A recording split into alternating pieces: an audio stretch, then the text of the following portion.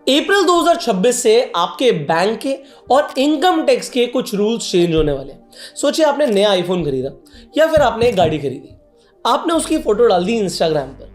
अब मैं बोलूँ वो फोटो डालने की वजह से आपको इनकम टैक्स डिपार्टमेंट की तरफ से एक नोटिस आ सकता है।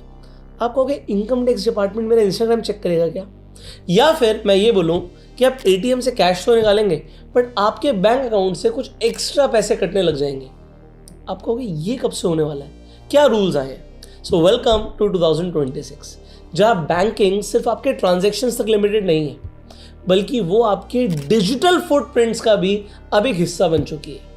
आज हम उन रूल्स का पर्दाफाश करेंगे जो 1 अप्रैल 2026 से लागू हो रहे हैं और अब आगे के लिए लागू रहेंगे। अभी तक आप सोच रहे थे कि आप अपनी मर्जी से आईटीआर फाइल कर देंगे, आप दिखाएंगे कि आपने 5 लाख कमाए हैं, 10 लाख कमाए हैं और जो आईटीआर फाइल कर देंगे बस खत्म बात।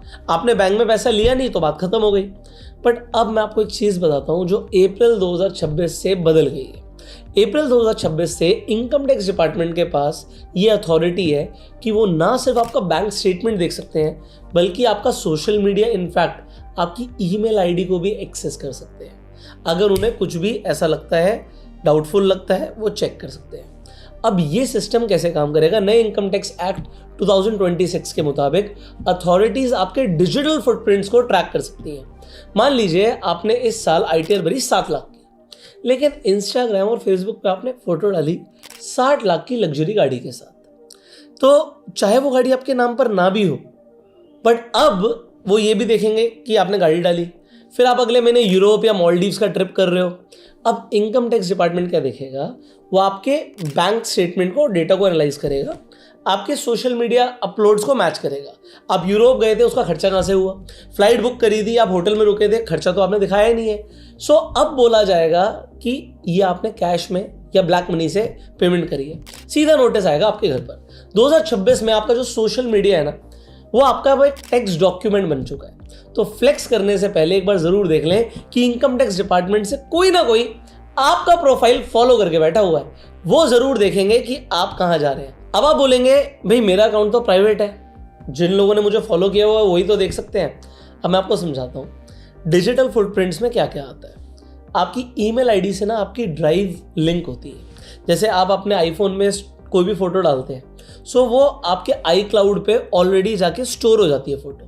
आप घूमने जा रहे हो और आपको लग रहा है किसी को नहीं पता, आपने फोटो क्लिक करी थी ना। अब शायद गवर्नमेंट इतना डिटेल में जाके भी ट्रैक कर सके।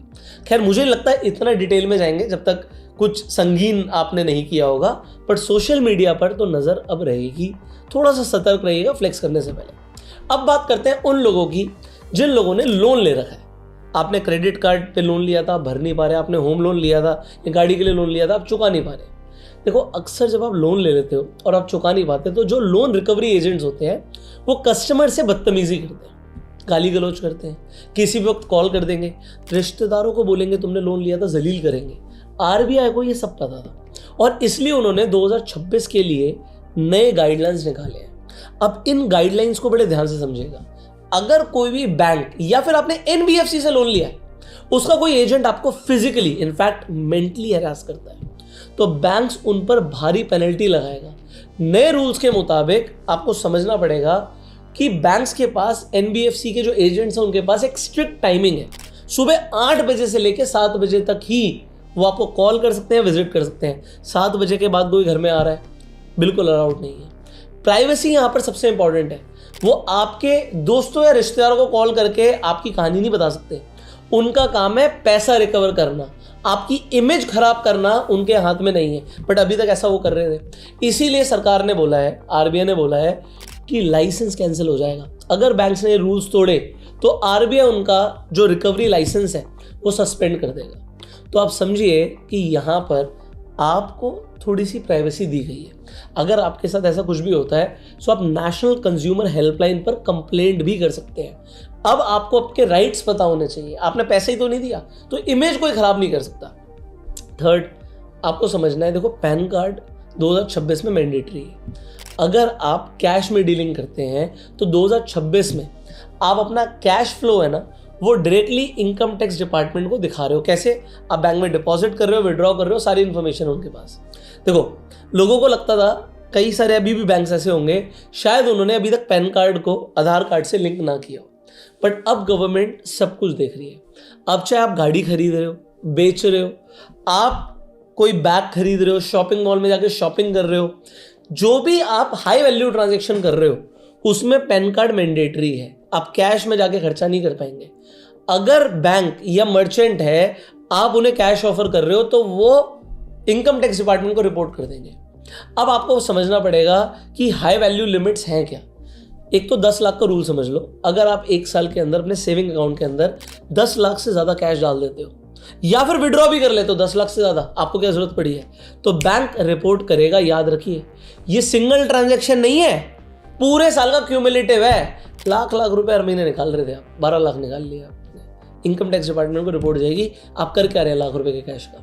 अगर आप क्रेडिट कार्ड का बिल भरते हो, लाख रुपए से ऊपर का कैश में डिपॉजिट कर देते हो, मान के चलिए इनकम टैक्स का नोटिस आएगा आपके पास।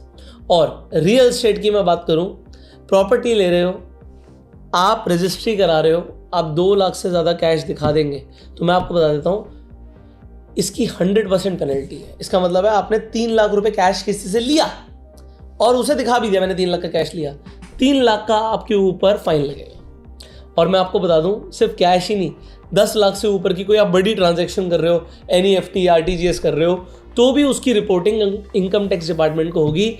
आपको जस्टिफिकेशन के लिए तैयार रहना पड़ेगा। किसी को पेमेंट कर रहे हो, आपके पास इनवॉइस होना चाहिए, किस चीज़ की पैसे दिए। आपने कमीशन दे दी, चलो जी कमीशन दे दी, आपने कोई बिल काटा था, सर्विस का कोई प्रूफ है, ईमेल पे कोई रिकॉर्ड है, किस चीज़ की, कोई ट्रांजैक्शन तो हुई होगी, कोई बात तो हुई होगी, वो दिखानी पड़ेगी। ऐसे ही नहीं चलेगा। अब मैं आपको ये भी बता देता हूँ UPI और ATM विड्रॉल्स पर क्या बदलाव आए हैं।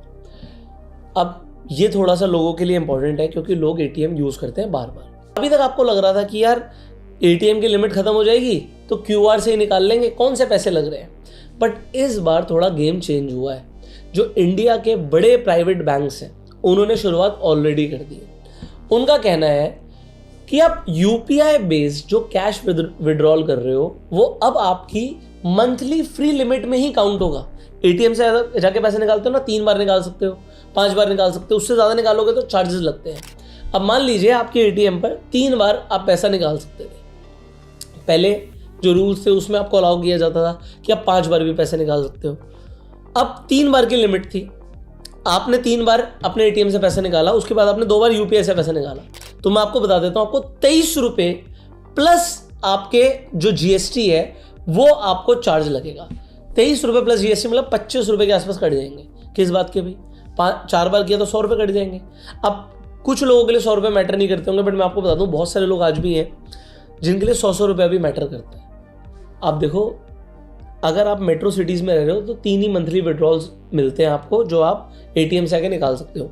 रूरल एरियाज़ में शायद 5 बार भी निकाल सकते हैं, बट अगर आप मेट्रो सिटीज़ में रह रहे हैं तो 3 बार की ही लिमिट होती है। एक बार आप चेक कर लेना, हो सकता है आपके पास अपग्रेडेड कार्ड हो, बट जो कार्ड की लिमिट है वही आपकी UPI की लिमिट होगी।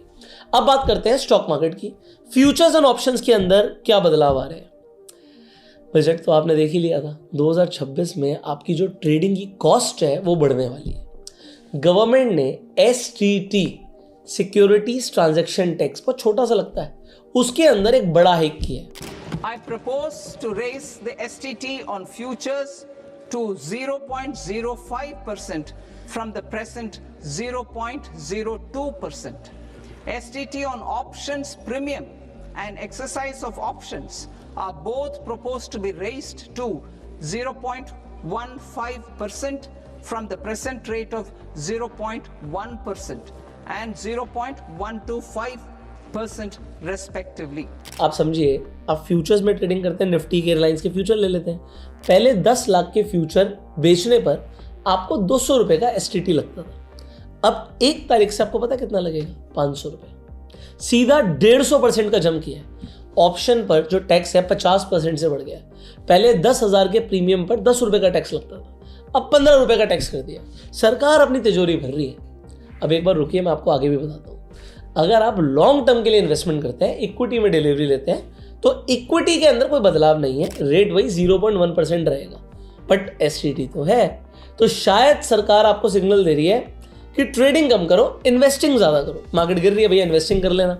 अगर आप स्टॉक मार्केट में इन्वेस्टमेंट करना चाहते हैं, SIP करना चाहते हैं, जो स्क्रीन पर नंबर आ रहा है ना, ये नंबर नोट कर लो। इस नंबर पे आप कॉल भी कर सकते हो, व्हाट्सएप भी कर सकते हो। हमारी टीम आपको हेल्प करेगी, स्टॉक मार्केट में इन्वेस्टमेंट शुरू करने के लिए आपको गाइडेंस प्रोवाइड करेगी। और अगर आपको जाके खुद से इन्वेस्टमेंट करनी है तो आप फ्री में जाके डीमेट अकाउंट खुलवा सकते हैं। फ्री डीमेट अकाउंट का लिंक आपको डिस्क्रिप्शन और पिन कमेंट में मिल जाएगा। इससे होगा क्या, आप अपना एक बार डीमेट अकाउंट खोल लेंगे तो आप स्टॉक मार्केट में इन्वेस्टमेंट कर पाएंगे, ETF खरीद पाएंगे, म्यूचुअल फंड कर पाएंगे, SIP कर पाएंगे, ट्रेडिंग कर पाएंगे, IPOs में इन्वेस्टमेंट कर पाएंगे। इन सब के लिए आपको एक डीमेट अकाउंट चाहिए होता है। आज ही जाके अपना फ्री में डीमेट अकाउंट खुलवाओ, लिंक डिस्क्रिप्शन पिन कमेंट में। एक चीज़ और बता देता हूँ, अगर आप अपना जाके डीमेट अकाउंट खोल रहे हैं तो आप उससे एफिलिएट अर्निंग भी कर सकते हैं, वो 100% लीगल है। एक बार आपका डीमेट अकाउंट खुल जाता है तो आप रेफरल सेक्शन में जाइए, अपना लिंक कॉपी कीजिए, अपने फ्रेंड सर्कल में शेयर कर दीजिए। मान लेते हैं 10 लोग आपके लिंक के थ्रू अकाउंट खुलवाते हैं तो आपको लगभग 500 रुपये मिलता है एक रेफरल का। 10 रेफरल का मतलब क्या हो गया कि आपको मिलेंगे 5000 रुपये। सो ये आप अपनी एडिशनल इनकम कर सकते हैं, ये आपके पास ऑप्शन है। तो फ्री में जाके डीमेट अकाउंट खोलिए, डिस्क्रिप्शन और पिन कमेंट में लिंक है। और उसके बाद आप रेफरल रन करके भी पैसे कमा सकते हैं। और SIP अगर शुरू करनी है, जो स्क्रीन पे नंबर आ रहा है, इस नंबर को सेव कर लो। इस नंबर पे आप कॉल और व्हाट्सएप दोनों कर सकते हैं। अब बात करते हैं डिजिटल फ्रॉड्स की। भाई डिजिटल फ्रॉड्स इंडिया में बढ़ रहे हैं।